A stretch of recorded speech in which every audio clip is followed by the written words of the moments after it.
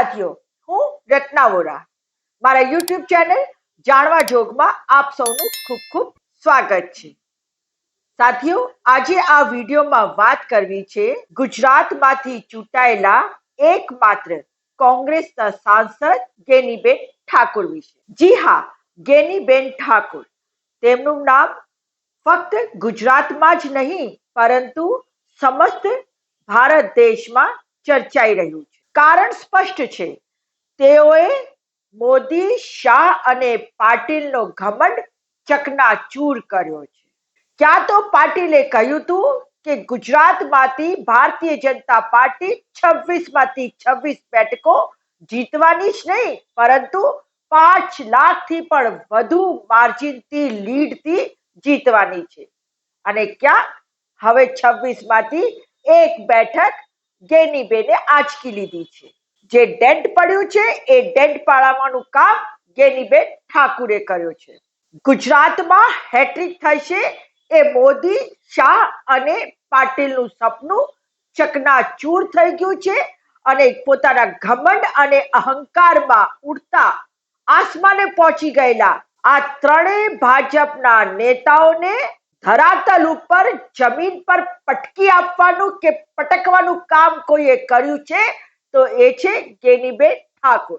હવે ચાલો જાણીએ ગેનીબેનના જન્મ, એમનું પૈતૃક ગામ, એમની માતા પિતા વિશે, એમના ભણતર વિશે.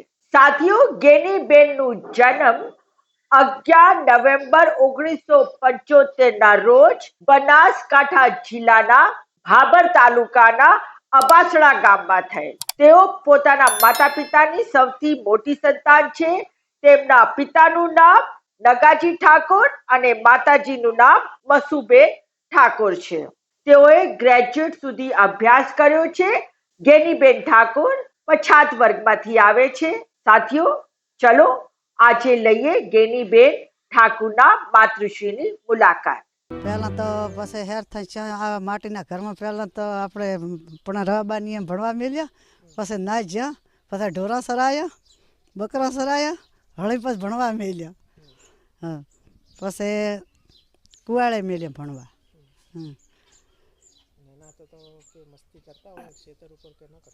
ના, શેતીનું કામ કરતા પોતે. હા, આમ થોડા ઘણું. હા, 3 લાખના અમારે આ ઓલી જગ્યાએ માટીનો ઓરડો હતો, બધી માટી ખેંચાઈ હતી. હો, ગાય માટી સારી વાઢીને ઢોરણ લાખે, રોટલા ઘડે વાંધા હવળા નાનપણમાં શીખડાવવું પડે ને.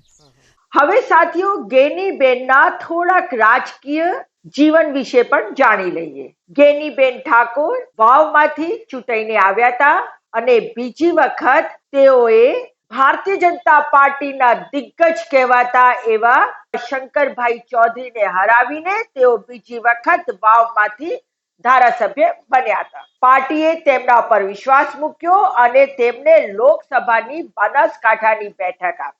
ગેનીબેન ઠાકોરે બનાસકાંઠાની બેઠક જીતીને બતાવી દીધું છે કે ભલે આજના ચૂંટણીના માહોલમાં, રાજકીય સમીકરણોમાં લાખો કરોડો રૂપિયાનો વ્યવહાર થાય છે અને ત્યારે જ એક લોકસભાની બેઠક જીતાય છે. પરંતુ જો તમે સાચા અર્થમાં પ્રતિનિધિત્વ કરવા માંગતા હોય અને પ્રજાને તમારા ઉપર વિશ્વાસ હોય તો તમે ક્રાઉડ ફંડિંગ કરીને પણ આ બેઠક કાઢી શકો છો. ગેનીબેને પણ ક્રાઉડ ફંડિંગ કરી તેમનો વિશ્વાસ જીતીને, તેમનો ભરોસો જીતીને આજે તેમના મતો પણ મેળવ્યા છે. પ્રજાને વિશ્વાસ થવો જોઈએ કે તમે પ્રજાના પ્રશ્નોનું નિરાકરણ લાવશો તો એ તમને ગમે તે સંજોગોમાં પણ જીતાડી શકે છે. પછી તમારી પાસે પૈસા હોય કે ના હોય એ નગણ્ય સ્થાને છે. ગેનીબેન એટલે જીત્યા કારણ કે તેઓ પોતે ગરીબ મધ્યમ વર્ગમાંથી આવે છે.